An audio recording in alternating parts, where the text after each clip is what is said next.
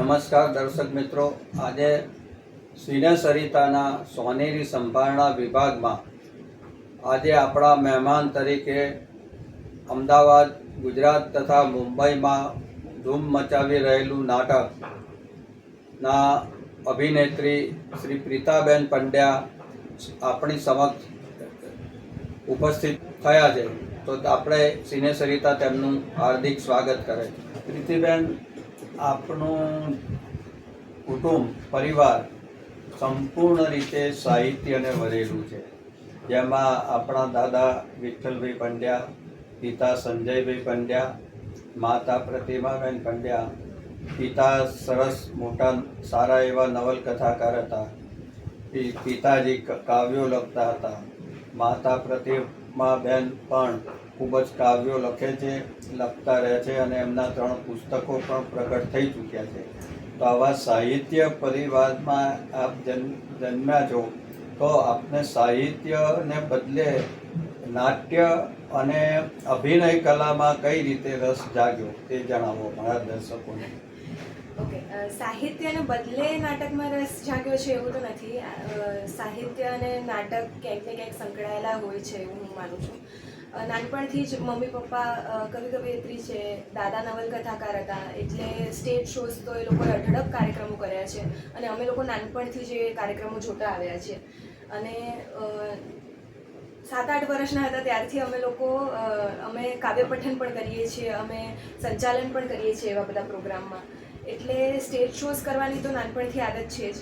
પણ જેમ જેમ મોટા થયા, એકવાર નાની હતી ત્યારે એક સિરિયલમાં એઝ અ ચાઇલ્ડ આર્ટિસ્ટ તો કામ કર્યું જ હતું. તો ત્યારથી એમ થઈ ગયેલું કે અચ્છા, સેટ સિરિયલનું જે શૂટ લોકેશન હોય એ આવું દેખાય અને અહીંયા આવવું હોય તો મજા આવે કે તમે એક્ટિંગ કરો અને એવી રીતે.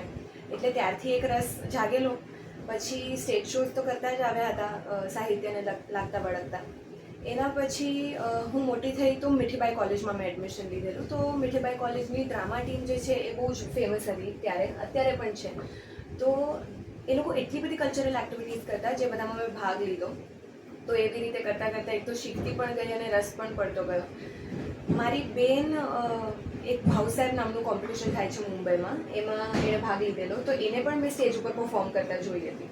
તો એ જોઈને મને થયું કે નહીં, આ જે ઓડિયન્સનું રિએક્શન છે જે તરત આવે છે અને એક સ્ટેજ એક્ટિંગની મજા જ અલગ હોય છે. તો એ બધું જોઈને મને એમ થયું કે આપણે કાવ્ય પઠન કરીએ એ બધું તો બરાબર છે, પણ આમ એક બીજા પાત્રને જીવવું સ્ટેજ ઉપર કે સ્ક્રીન ઉપર એ કેટલી મજાની વાત છે. તો કોલેજમાં કામ કરતાં કરતાં બેનને જોઈને શીખી, બધું જોઈને ધીરે ધીરે એક કમર્શિયલ પ્લે મળ્યું. યુગ પુરુષ નામનું એક પ્લે હતું જેના ઓડિશન્સ ચાલી રહ્યા હતા. રાજેશ જોશી એના ડિરેક્ટર હતા. તો એમણે ઓડિશન્સ રાખ્યા હતા અને અમે 3 છોકરીઓ હતી જે ઓડિશન આપવા ગઈ હતી ત્યારે.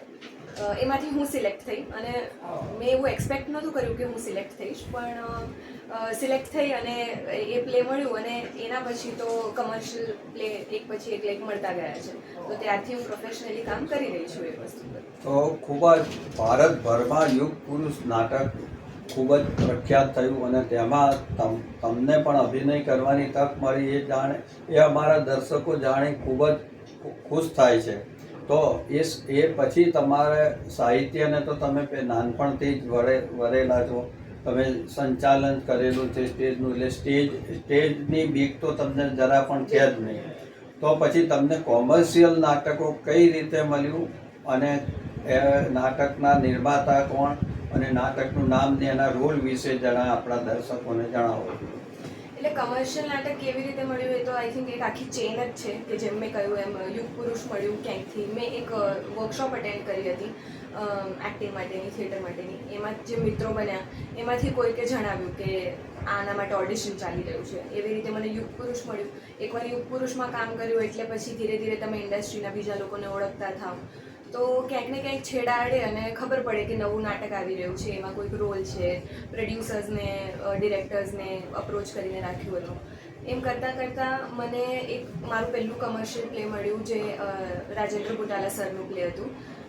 એ પ્રોડ્યુસર હતા એમાં અને એનું નામ હતું ચકરડી ભમરડી. તો એ નાટકમાં હું એક ભક્તાણીનું કેરેક્ટર પ્લે કરી રહી હતી. તો મારા માટે એક તો પહેલું જ કમર્શિયલ પ્લે અને એમાં પણ આવું એક અલગ રોલ, એટલે મારા માટે એક ચેલેન્જિંગ વસ્તુ પણ હતી અને સરસ વસ્તુ પણ હતી. અને આગળ જતાં જ ગોટાલા સર સાથે એક બીજું પ્લે કર્યું જેનું નામ હતું મનુભાઈ દુલ્હનિયા લે જાયેંગે, જેમાં મને એક સપોર્ટિંગ એક્ટ્રેસ, બેસ્ટ સપોર્ટિંગ એક્ટ્રેસનો એવોર્ડ મળેલો ટ્રાન્સમીડિયા તરફથી.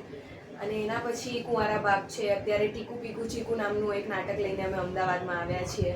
તો એ પણ બહુ જ સુંદર નાટક છે એકચ્યુઅલી. એ ઉમેશ શુક્લ એના પ્રોડ્યુસર છે, ઉમેશ શુક્લ, સૌમ્ય જોશી, ચેતન ગાંધી. આમાં રોબો અને માણસાઈ એટલે હ્યુમેનિટી અને એઆઈ, આજકાલ જે ટેકનોલોજી બધી વધી રહી છે ને એવી રીતે, એ બંનેની વચ્ચે શું સંબંધ છે, કે પછી હ્યુમેનિટી જે છે, જે માણસાઈ છે, ટેકનોલોજી શું એને રિપ્લેસ કરી શકે છે, એની જગ્યા લઈ શકે છે કે નથી લઈ શકતી, એના ઉપર આખું નાટક છે. તો જો તમે આ વિડીયો જ્યારે આવે અને અમે અમદાવાદમાં હોઈએ તો ડેફિનેટલી જોવા આવજો. અને એના સિવાય દાસ્તાન કોઈ ગુજરાતી નામનું એક પ્રોગ્રામ હોય છે જે અમે કરતા હોઈએ છીએ. તો દાસ્તાન કોઈ જે છે એ એક Urdu form of story telling છે અને એને અમે ગુજરાતીમાં અડેપ્ટ કર્યું છે. તો એમાં અમે ઘણી બધી વાર્તાઓ, ગુજરાતી લેખકની જે વાર્તાઓ છે, આપણા લેજેન્ડરી રાઇટર્સ રહી ચૂક્યા છે, એ બધા રાઇટર્સની વાર્તાઓ, જેમ મારા દાદાની એક વાર્તા છે વિઠ્ઠલ પંડ્યાની વાર્તા, ચુનીલાલ મળિયા ને એવા ઘણા, જે પોસ્ટ ઓફિસ નામની એક વાર્તા છે જે બહુ જ પ્રખ્યાત છે. તો એ પ્રતાપ સર સચદેવ કરતા હોય છે એનું પઠન, તો એ પણ તમે એમને પૂછો તો એ કહેશે. તો એવો એક પ્રોજેક્ટ પણ મેં કર્યો છે જેના શોઝ પૃથ્વીમાં, NCPAમાં બધી જ જગ્યા પર થઈ ચૂક્યા છે.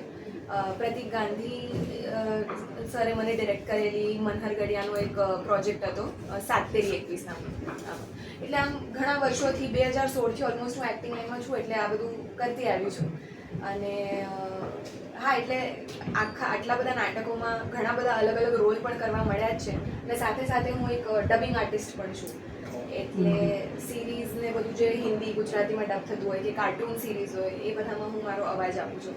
એટલે મને એવું લાગે છે કે ફક્ત નાટક કે સિરિયલ જ નહીં, પણ ડબિંગમાં પણ ઘણા બધા અલગ અલગ પાત્રો જીવવા મળતા હોય છે.